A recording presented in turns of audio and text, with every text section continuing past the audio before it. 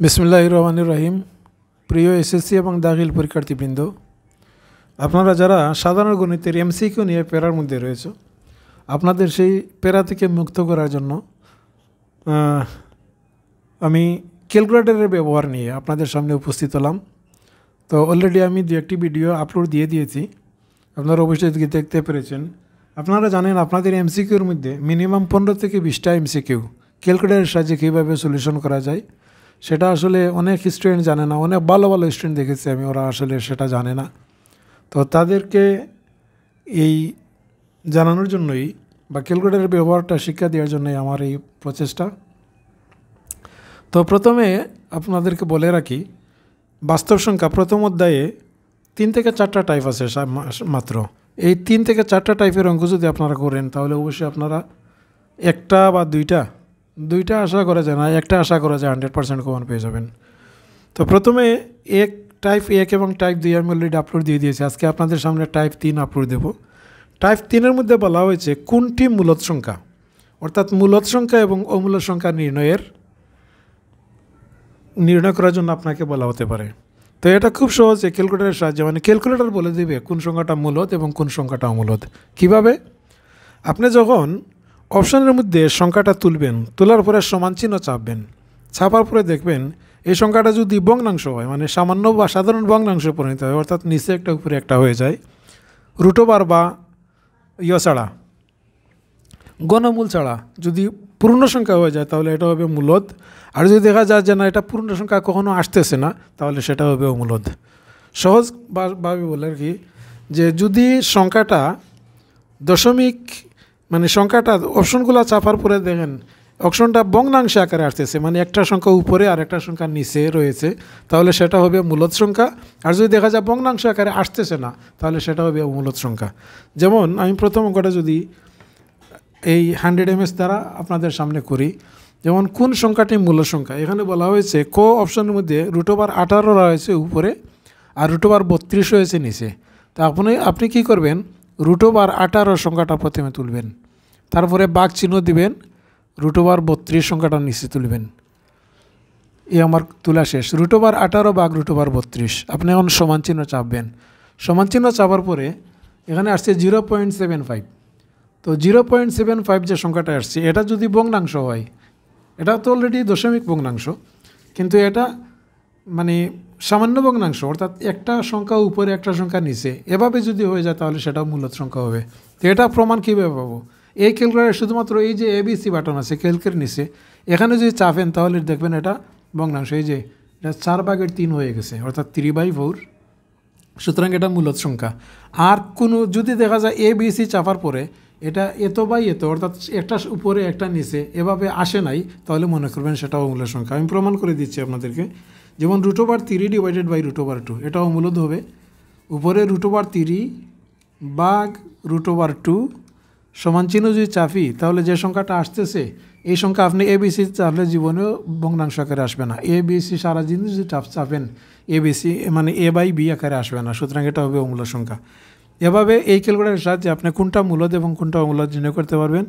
আর 991 সাহায্যে যদি আপনি করেন, তাহলে প্রথমে আপনি সংখ্যাটা তুলে নেবেন। সংখ্যাটা উপরে আছে ফ্র্যাকশনে চাপবেন, এই যে ফ্র্যাকশন আছে ফ্র্যাকশনে চাপবেন, উপরে লিখবেন √18, √18 ফ্র্যাকশন চাপবেন, এই ফ্র্যাকশন চাপবেন, ফ্র্যাকশন চেপে √18 উপরে, এরপরে আপনি নিচে চলে আসবেন, দিবেন √32 সমান চাপবেন। এই যে এখানে আসছে 3/4, অর্থাৎ এখানে কোনো √18 নাই, যে কারণে এটা হবে আপনাদের কাঙ্ক্ষিত আনসার। এটা মূলদ সংখ্যা, অর্থাৎ ভগ্নাংশ আকারে আসছে। অর্থাৎ মূলদ সংখ্যা হচ্ছে P/Q আকারে যে সংখ্যাগুলো আসে, উপরে থাকবে P, নিচে থাকবে Q আকারে, দশমিক থাকতে পারবে না।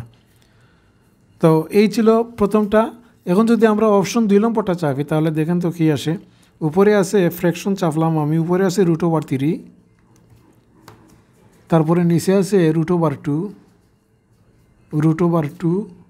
সমান চাপলাম, এটা দেখেন √2 রয়েছে, অর্থাৎ √2 থাকতে পারবে না।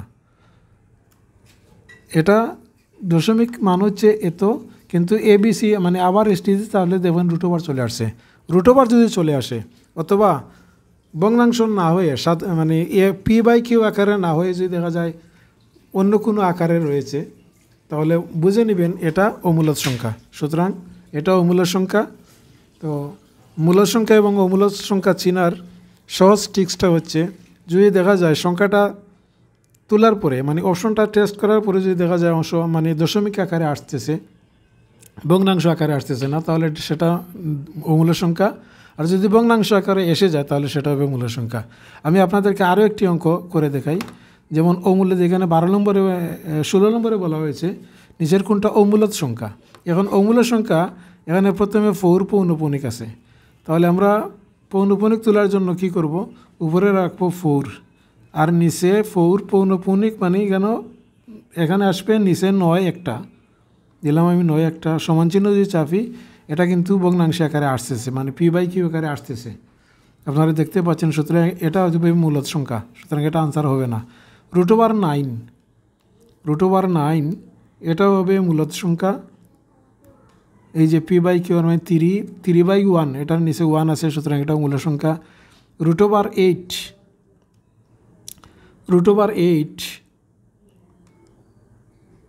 সমান চাপবেন এই যে এটা কিন্তু অমূলদ সংখ্যা, কারণ এই যে সংখ্যাটা আছে 2√2 মানে মূলদ সংখ্যার মধ্যে কখনো রুট ওভার থাকতে পারবে না, এই হচ্ছে শর্ত।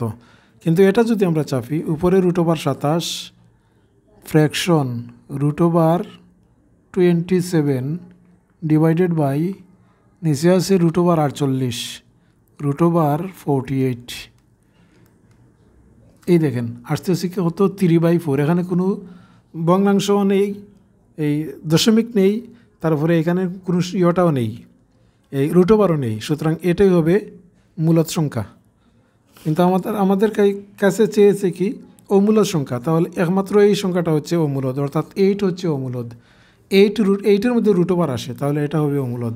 এখন এই ক্যালকুলেটর দিয়ে যদি আমি করি, এটাকে যদি আমরা এই ক্যালকুলেটরের সাহায্যে করি তাহলে দেখুন তো কী আসে, 0.4 পৌনঃপুনিক, অর্থাৎ পৌনঃপুনিক যদি আমরা করি মুক্ত করি তাহলে 4/9 সমান, এটা কখনো ABC আকারে চাপলে এখানে চাপলে কখনো A/B আকারে 4/9 A/B আকারে চলে আসছে, সুতরাং এটা হবে মূলদ সংখ্যা।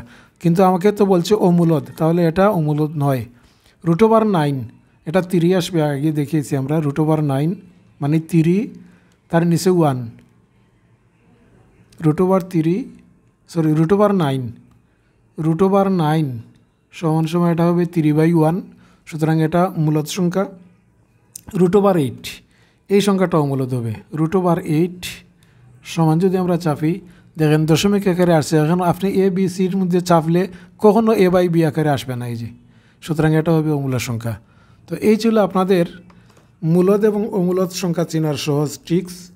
তো আশা করি ভিডিওটি ভালো লেগেছে, যদি ভালো লাগে তাহলে অবশ্যই চ্যানেলটি সাবস্ক্রাইব করবেন। এই প্রত্যাশা রেখে আজকের মতো এখানে শেষ করছি। আল্লাহ হাফিজ, আসসালামু আলাইকুম।